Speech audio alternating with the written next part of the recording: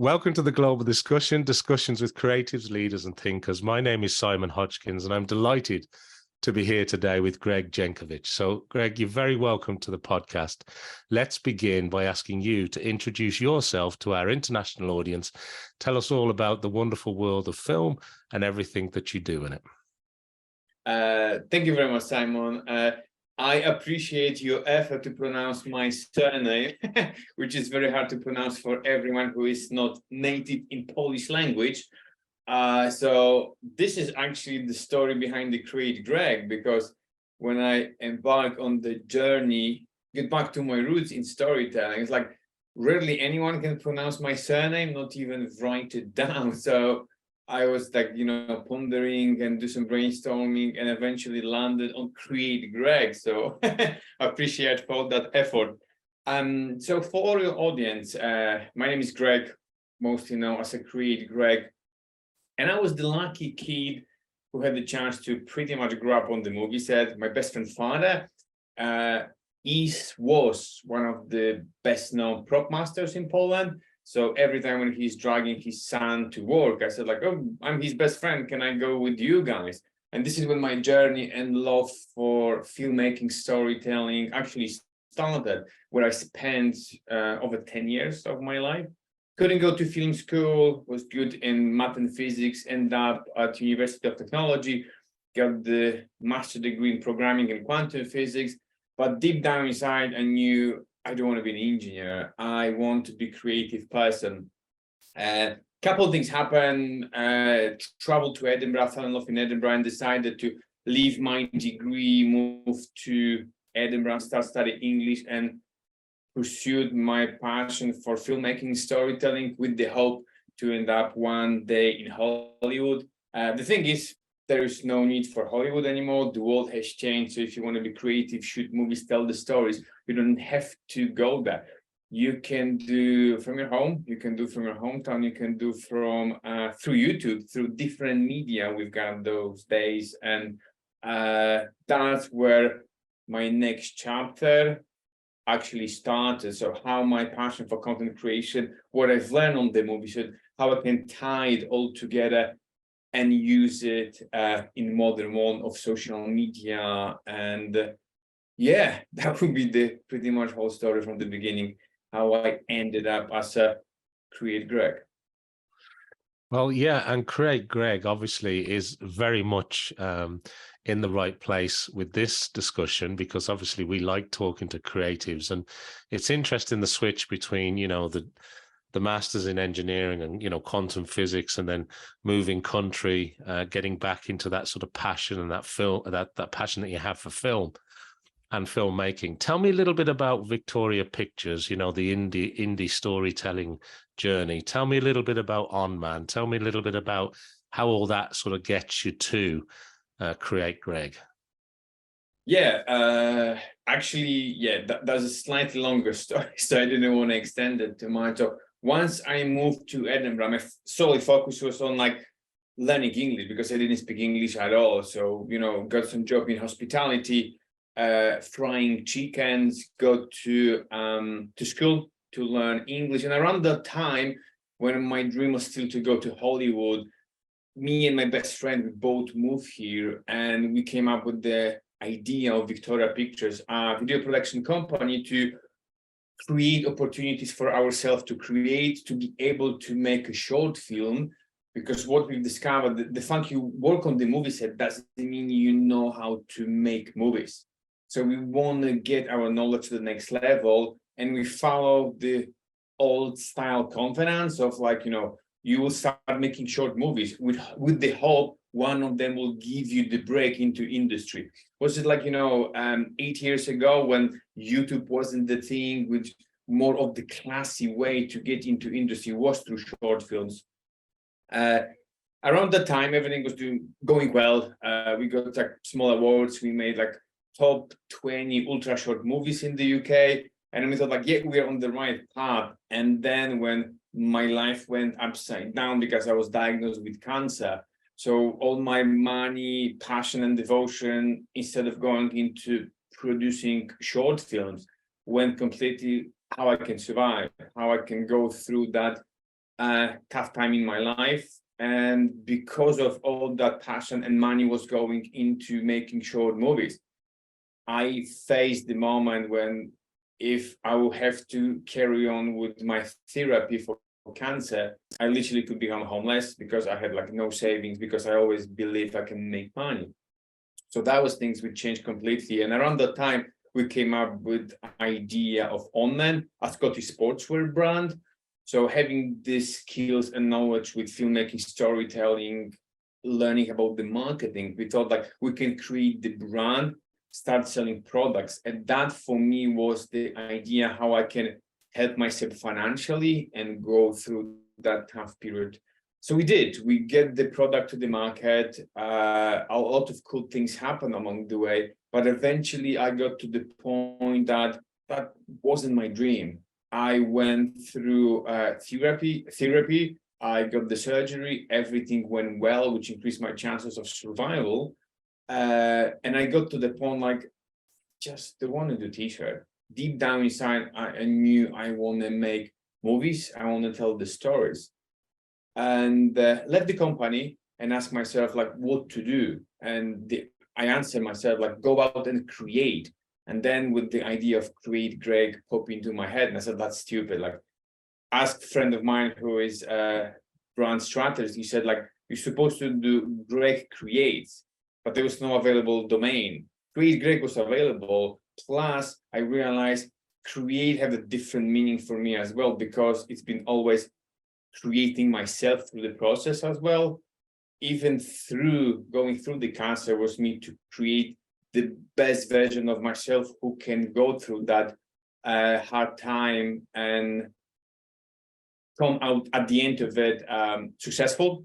So always for me like create, and the word of creation just stuck with me, and then I started doing create as a CreateGreg, launched the company as a CreateGreg. And because I met a lot of people in startup industry, because I was building that startup for 3 years, a lot of that people become my first clients. So it's a CreateGreg because they admire me and appreciate my creative work with the startup I used to build. And now I start utilizing that skills and deepen that knowledge to work with the other businesses. And fast forward, I'm 4 years in business as a CreateGreg. I'm on the right path, and take huge advantage of what I've learned so far since I moved to Scotland through Victorya Pictures, ONMAN as a business, and this tough episode of my life called Fighting with the Cancer. That's a heck of a journey, Greg, and it's obviously great that your health now is back, and that's a very difficult point in somebody's life. And you know, you'd kind of built up a business to that point, and then, as you say, everything changes, everything flips. But it is so good to hear that you're back, you know, telling those stories, shooting those films, shooting those movies, shooting those shorts, because your true love, I think, is in the roots of that visual storytelling. And that's such a great place to be. And CreateGreg now is how many years did you say, CreateGreg? Oh yes, like by the 28th of February will be the end of my 4th year as a business. But the idea came around December 4 years ago, or at the end of the 1 year and then going into another one, when I just, you know, I left the company around December 4 years ago, ONMAN, and then I just embarked on this new journey called CreateGreg. So yeah, 4 years. So let's talk tech for a minute. I mean, you obviously have lots of gear. You're a drone pilot. You're using all the different tools. But what's your philosophy when it comes to tech and tools compared to the art and craft of telling a story? I think like most of the creatives in the video photography space, I think we can spend too much money on the equipment. And that's the funny part, because I even believe we buy it for ourselves, not even for improvement in our craft. With me, the story is even slightly different, because as I mentioned, my background is in engineering. So probably if I could clone myself, some part of me would just go slightly towards the path of being an engineer and doing all that programming or what I've learned at university.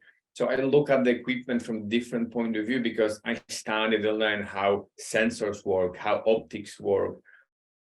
And just for me, just pleasure of recent years, how technology improved when they started, and me trying to understand as a kind of geeky person, geeky to the degree that I don't see myself as a creative person.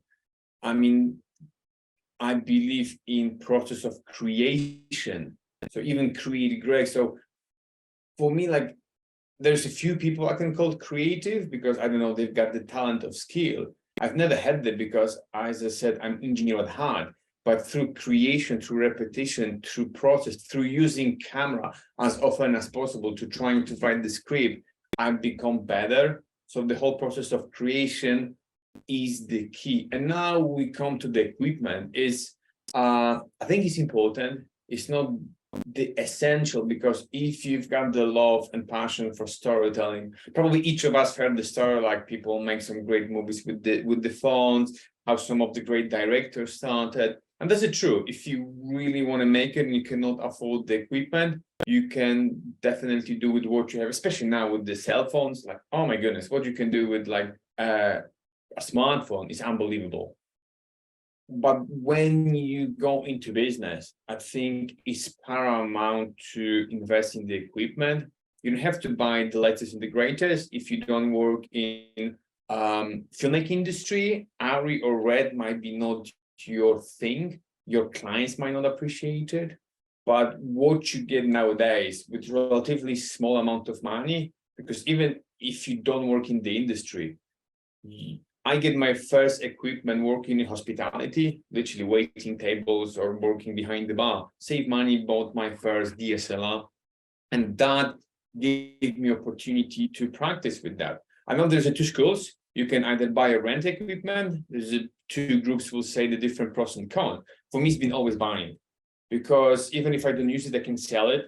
But having it at home, practicing with that, learning how to use it, that give me a lot, that give me upper hand working with clients. And I believe investing in equipment is definitely the way forward. You mentioned, Simon, as well, I'm a drone pilot. It came out of necessity because I've lost some projects because they were looking for filmmaker who can shoot drone as well to minimize the cost of production. So I said, cool, let's pick up another equipment. Let's learn how to use it. Let's get the license. So it expands my way of telling stories, because now you've got the phone, now you've got the GoPro, now you've got a drone. So you can be more creative because you've got the opportunity to get the different angles, tell the story in a different way. So if you get the chance, and I think you are serious about it, look at equipment. Look at equipment, try to upgrade, try to learn, and think how you can leverage that to make your stories better. Yeah, I like that. And it's interesting what you say. And you mentioned mobile filmmaking as well. And I've been talking to Cassius Rayner recently, who's an award-winning mobile filmmaker. And he's shooting on old iPhones. He's recently moved to the Sony range because he gets a little bit more control, even though he's using things like the Filmic Pro app on his mobile. But then at the other end of the scale, you've got people shooting on, RED cameras, whether it's the Komodos or the Raptors, and they're shooting in 8K. But the process, like you were talking as well about the processors and the lenses and the audio quality, the power of some of the smartphones today is truly impressive compared to what we were shooting on maybe even 5-10 years ago. It's changed a lot, the technology landscape. It's unbelievable. And as I said, I remember when I was a kid and I work on, like, the cinema cameras, or I remember lenses, like it was unbelievable. And I remember I've got still digital tapes. It's literally tape you put into the camcorder and you record on the tapes, not analogically, but in digital way. So I think a lot of people, younger generation, they're not even aware that they used to be like tapes. physical tapes, you record the video on that, and how it progressed. Like you can get cinema quality piece of equipment for literally, if you work in Western countries, I don't know, USA, Ireland, UK, etc.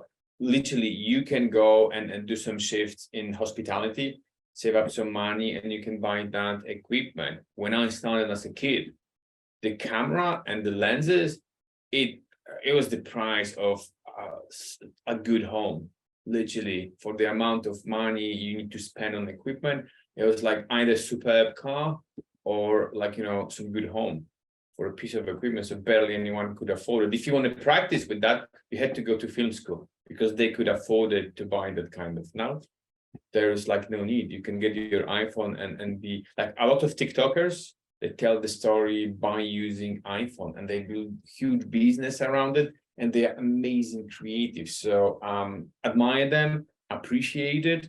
And as you mentioned, I'm like, I would like to highlight, like, depends what kind of path you want to go. If you do like high-end commercial for TV, you would rather know how Arri, Alexa, or Red works, and maybe it's good to invest. But if you like, you know, create content for smaller businesses, you might be good with DSLR. So buy the best equipment you need for your work, and take advantage of it. Simple things with Sony or Canon, they've got unbelievable autofocus. And this one can help you shoot without focus puller. So with a lot of production, when there's no money for it, like literally you can do the job with this unbelievable autofocus.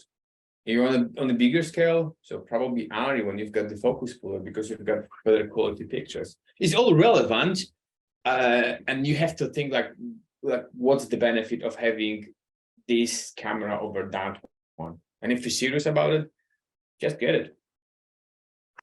Yeah, I like that a lot. And the other question I want to ask you is about your own personal preference. Obviously, you shoot films for a variety of clients, a variety of requirements and needs, using a variety of tools.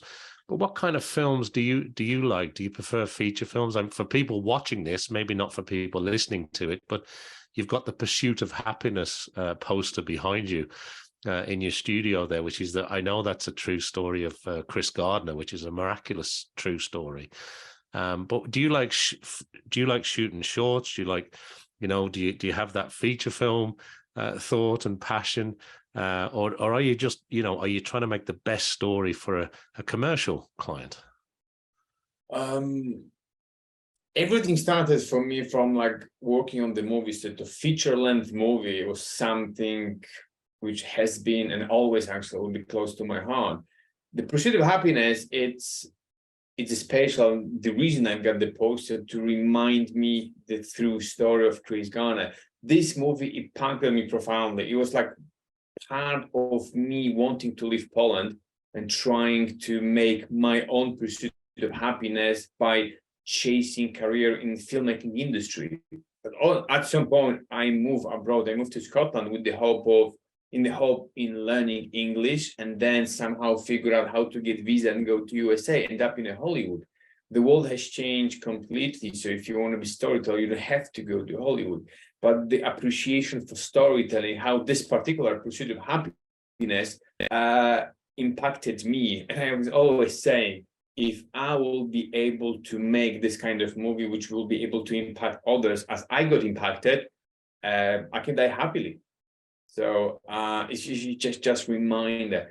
But I try to be practical as well, because at some point in my career, I was very romantic. And so when I got hit hard with cancer, as I said, I struggled financially. And I thought like living the dream and dreaming about the Hollywood, it might not happen because of unforeseen future. So how I can be practical, how I can approach life as an engineer. So I knew I've got the skills, I knew I've got the experience. And now as a CreateGreg, and using that skills to work with the businesses, because the businesses can benefit from content creation. We've got this beautiful landscape of YouTube, YouTube stories, Instagram, TikTok, how I can help them to leverage that to grow, create resources for myself, which will money, focus on growing my own YouTube channel, which helped me to even practice the art of storytelling for modern world. And if I will be good enough and I will stay in the lane for another 5, 10, 15, 20 years, build brand around the self, build the skills, build resources, money, for instance, then I will have a chance to make my feature-length movie. I would not have to go to Hollywood. I might be able to do it where I am. The world might be not Hollywood style, might be Netflix movie. I think if I would look at the same dream I had, but through more practical approach, using my skills to build the business, and then when the time comes, we see when the industry, maybe Netflix will dominate and everyone will be doing from Netflix. There might be no cinemas. I don't know where it's going. Probably not. But then I will have my chance to make that kind of movie. So that's the game plan. Yeah, I appreciate you sharing that. That's some great insight, Greg. And it is interesting because not only has the tools and the technology changed, but the distribution platforms have changed significantly and continue to change. And reaching a global audience from your bedroom now is a real thing, right? So if you've got a studio in Scotland somewhere, you can connect to the world pretty much easily, as long as you've got a half decent broadband connection and some skills in filmmaking. Yeah, I mean, skills you can develop. I believe if one person can do something, the other person can learn. It's always the question how good you can be. Some people have like maybe more talent, but if you put enough work and it's your passion, which you can go through thick and thin, because there's not always moment, you know it probably best, like when you are excited to make that podcast or to make that video. But if you go on that journey and you stay in the line, while adjusting to what's going on around you, how new technology progress, you will find your way to make things happen. I might never be able to make the Hollywood movie as I dreamed when I was a kid, but maybe this one come in a different form as a Netflix series or YouTube series. I don't know. I'm excited. At the moment, what I can control is being the best storyteller, modern day filmmaker on social media, and then see how good I can be to try my take on my feature-length movie. I'm excited. I'm excited where this journey will lead me, and there's so much opportunities. Yeah.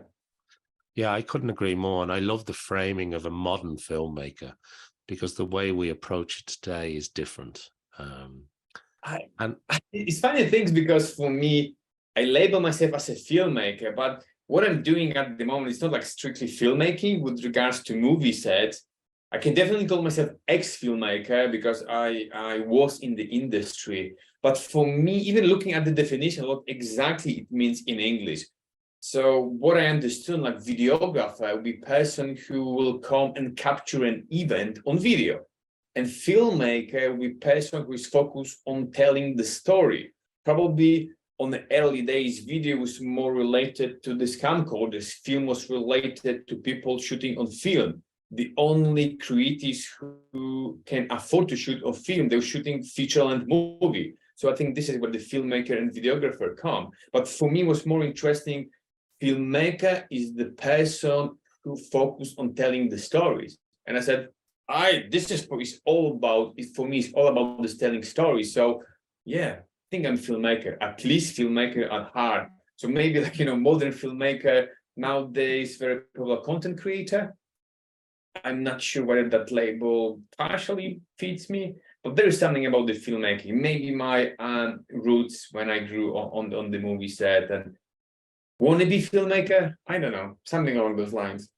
Well, I think, and I've had many discussions with many filmmakers, some at the beginning of their career, some, very well respected global award-winning filmmakers. And if you shoot films and tell stories, you're a filmmaker. And the equipment and the medium, I think, come second to that argument. So you're very much a filmmaker, Greg, 100%. Thank you very much. I want to ask you something. Now Sorry, go ahead. No, go ahead. No, when you said now you're a filmmaker, at least now I know. I was on the fence between one and the other one. You convinced me, stop being on the fence, go on the filmmaker side. I don't think anybody, given your track record and expertise, would not consider you a filmmaker, my friend. I wanted to ask you something else. I wanted to ask you about your inspirations, because You've mentioned obviously your earlier experiences on a film set, you know, the traditional Hollywood style film production sets, if you like, and how much of an impression that left on you, and a lot of your passion and drive, I'm sure, still comes back to that. But in today's world, you know, this modern world in inverted commas, where do you get your inspiration from today? You know, are you reading books? Are you listening to audio books? Are you watching YouTube channels? How does that information onboarding work for you today? I think inspiration is a tricky one. Definitely, you know, my initial inspiration to be on that path comes from my time at the movie sets when I was a kid. It's this time when you grew up and like you are very susceptible to knowledge. Like my child was slightly different than my colleagues because pretty much every single summer I spent on the movie set. So instead of like going to summer camps or hang out with my peers, I spent the whole days with the film crew when I was the youngest one. And, you know, when I was an assistant to director of photography. So you shoot for 12, 14 hours per day. So we had a lot of chance to hear amazing stories of people traveling the world, shoot with you know, famous movie stars, and this kind of stories and being around that people just build up this impression of me. I want to be like them. I want to experience what they experience. I don't want to have an average life. So being an engineer, coming, you know, every single day to do the same in laboratory or programming the same thing, for me, like, I don't want to do it. I want to have this adventurous life, which for me was association with movie set when I had the best time of my life. Every single day was different. And now, of course, it's not the case. But for me, it was like inspiration. What I developed over the years is this pursuit, not on happiness this time, but pursuit of being the best version of myself. So even as a CreateGreg, it's good when you have your own slogan. What came to me naturally is like, create videos, create yourself. Because through process of creating videos, creating business, I'm trying to be the best version of myself. I'm a huge fan of personal development. I had the chance to attend Tony Robbins events. So if you know who Tony Robbins is, one of these, I don't know, well-known motivational speakers. And a lot of that inspiration and motivation of being the best version of myself helped me to go through the toughest time of my life. Fitness helped me to go through it, to be in shape. So every single day, I'm thinking like, what I can do today through video, through fitness, through other activities to be the best version of myself. Because once I go to the end of my life, which I was made aware 7 years ago, that might be closer than I think, I want to say at the end of it, I've made it. Whatever it means made it, I want to know I made the most of my life. And because of all that experience, plus experience of cancer, which brought me a lot of this mortality to awareness, we all know we will die. But once someone tells you you've got 75% chances of survival, which sounds like a lot, but on the other hand, it's like if we have 4 people in the room, one of them will be dead. So when I look at it this way, that when I got scared, and then this awareness, like my days are counted, despite the fact I don't know how many days I might live until late 70s, 100 or 50, I don't know, no one knows. But this one gave me like appreciation to life, and this is where the inspiration comes from. Yeah, it's a true life-changing event, isn't it? And it really does make you reflect on making the days count and living the life that you want to lead. I mean, appreciation, I think everyone knows at the back of the head, is obvious. It's the things which no one can avoid, bypass, just a matter of time, how much time you have and what would you do with that time. And this is act of appreciation. I'm still on my journey. There was a moment when I was like, don't even bothering about like video or all that kind of stuff because, well, I might not even have enough time to go to Hollywood. Now, everything is more in the bright line, but the appreciation of that and like inspiration of each day, and how I can be the best at it. Yeah, I get that. I get that. What about people that you've met on your journey? There must be people that you admire, people that have inspired you, or maybe it's just a personal character trait that you really like in people. But when I ask you that question, what springs to mind? I'll be probably able to, pick some names. I mentioned Tony Robbins, but in general, I love that classic cinematic stories like, Pursuit of Happiness is based on a true story of the person who decided to not give up and pursue his passion in life to make dreams come true. We probably, each of us, I believe, we've got our like favorite sport person or person we admire because they went through a lot that hard times, a lot that ups and downs to be the best footballer, basketball, like film director, you name it. And for me, hearing the stories of that kind of people, being in storytelling business, like, whoa, I want to tell the stories of this kind of people. But what even more important, I want to be that kind of person. So every time when I had the chance to meet someone who is like, purpose driven, passion driven, they want to be the best version of themselves. They're trying to different angles. They're trying to be the best in filmmaking or trying to be the best in running, sports, trail running, whatever it is. I've said that, like, wow, we are definitely on the same page. So how I can, learn from the people, how I can create a relationship with that people, because if I'm around that people, I want to be better as well. So yeah, I think inspiration for everyone who trying to make the most of their life, with the certain names who made it already, and the way how they shared the journey, that's impressive. Thank you. Thank you for sharing that. And what about advice? We talked about people and, the type of people that you admire or that inspire you, but you must have had advice given to you along the way. Is there any advice that stayed with you that you think is really important life advice? Or is there advice now that you often share with others that you think would be useful to share here? I think, like, at different stages of my life, there was a different pieces of advice which helped me. I think there is a theory, like, you're supposed to pick like 10 to 15 books, smart books, and you reread them again and again. And you don't need any more books, because at certain periods of time, you are sensitive to different kind of knowledge, different kind of experience. And what you read once didn't stick with you, but you read the same book or the same quote few years later, and you were on a different stage in life, and this one resonated with you. I don't have any one particular piece of advice which I was given and which just stuck with me. There's like, a bunch of them which I've heard as a young kid working on the movie set, and then when I grew and worked with the different people. But no one particular one. The only thing what I would encourage to pay attention and filter what you hear through experience you're going through at the moment, because there's something you might didn't pay attention to it, might turn out very valuable. As a simple example, like I've got on my monitor, I got recently, some will, some won't, so what?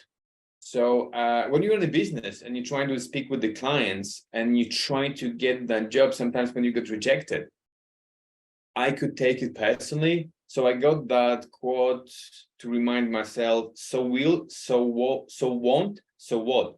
So doesn't matter whether you get that job or not. The life moves on, you will get another one. So don't stress too much about it. And as I never been like, too much in collecting that kind of quotes, I thought like, cool, I'll keep this one before I'll have another call with the client. So not stressed, not trying to be, forceful to get that job. Just, take it easy. If you are the right fit, if it worked for you, just go for it. If not, there will be another one. Oh, actually, speaking another one, there's one pop into, I kind of like it, from Richard Branson. He said, opportunities are like buses. When you miss one, the next one eventually will come. Yeah, I like all of that. I think that that's some great advice that you've shared there. And I also like what you said about filtering the information, and filtering that with you where you're at in life at any particular time. I think that's very valuable too. I mean, yeah, because there's so many beautiful quotes, words of wisdom. And I think even like, the same words of wisdom said or framed by different person can resonate with you. So the volume of, say, motivational speakers we've got, or the volume of movies we've got, like they're on the same topic, but they talk about the topic from a slightly different angle. As to movie, like from how the director, how the script was written, what kind of characters, like there's people who love Star Wars. Star Wars is about like, family, love. It's not even about the spaceships. It just framed in this futuristic vision and multi-planetary species. But it's, about the son-father relationship, about the love. And with some people, this resonate better. Some people like try to find different. I think there's like kind of limited amount of knowledge, and we just repeat with our own angle through our own type of quotes. If you will find your own one, filter and which one resonate, stick with that, think what it means to you, and definitely apply it. Thanks, Greg. And I just want to ask you a couple of other questions before we run out of time today. And one of those is about the next 6 to 12 months. How do you go about planning, both in your personal life, for your business? What does the next, 6 to 12 months look like for you? What are you hoping to achieve? What does your roadmap look like? On a personal level, I'm the happy guy who got married 7 months and 1 day ago. So I would say I'm a new to this stage of life, and looking at the property market, because we would like to have our own four corners when you can plan another stage of the family. So that would be more on the personal level, and being self-employed is a bit of a challenge with that, but there's nothing we cannot be figured out. Focus on the business, because this is where I want to grow professionally and on personal level as well. I'm more and more fascinated with social media landscape, with YouTube, with creating stories for myself, for businesses, for the long run, and trying to niche myself out to go through that path, to work with the businesses, to focus more on my content creation, how you can create sustainable model of content creation for the 3, 6, 12, 24 months, and grew your personal brand through telling stories, to making short, to making movies, whatever platform you choose, whatever path you decided to go. Do it for myself, do it for clients who want to go that path, who appreciate that. So I think that might be another iteration of CreateGreg business. Got some ideas, still need to do some tests, some conversations to try to understand where I can position myself. So this is where I see myself for another, I would say, 12 months, and definitely work more on building habits, or building workflow to create my own content for YouTube, being more sustainable. So I will be able to deliver quality content on a weekly basis. That's the idea, but it's always like, to figure out how you can manage your time between clients' work and your personal work. So challenge. There is a few challenges which I'm actually excited to find the solution to them. So yeah, this is where I believe I will spend another 12 months. Well, it looks like you've got a very interesting and busy 6 to 12 months ahead, which is great. Is there anything else you'd like to share with our audience before we finish up on the podcast episode today? Is there any area we haven't touched on that you'd like to shine a light on? And also, and importantly, if people want to find out more about your work or get in touch with you, where's the best place to send them to, Greg? I think when you ask me about like what I would like to add one more thing, I think we cover a lot of ground, which I hope your audience will find valuable, at least some part of it, which will give them some ideas, inspiration, or good thoughts to ponder. The one thing what I would add, I mentioned on that already about being creative versus creation as a process, as a verb. I don't say myself creative. I'm laughing. I'm the least creative person in the creative industry, and I can kind of prove that. And for everyone who thinks he's not creative enough because they don't got the skills, or they are not good with, I don't know, drawing or shooting video or being in front of the camera. If you focus on the process and you stick for the long run, you will make yourself creative to the degree you'll be good enough in doing that. And you can do it for pleasure. You can build a business around it if you will be interested. There's so much opportunities. And I think if you don't think about the outcomes, like I'm not creative, so I cannot produce creative outcomes. Focus on the process. Focus on the process. Stay in the lane for the long run, and you will become the person you want to be. That will be my last 2 cents to add at the end of conversation. And where you can find me, CreateGreg. I'm pretty much on every social media as a CreateGreg, CreateGreg.com. I was lucky enough to get that domain. CreateGreg on YouTube, where I utilize the most of my creative outcomes. Yeah, as simple as that. So if you came across me through that podcast, just jump on any of the platform, Instagram or YouTube, say hello and say, where did you find me? Well, that's great. And that's a lovely point for us to end on today. So thank you very much indeed to Greg. Thanks to everybody who's been watching and listening to us around the world. Make sure that you like, follow, subscribe, do all the things I need you to do to help support this podcast. And I hope you'll join me back here for more discussions with creatives, leaders, and thinkers. So thank you, Greg. It's been wonderful to catch up with you today. Thank you very much, guys. And remember, keep creating.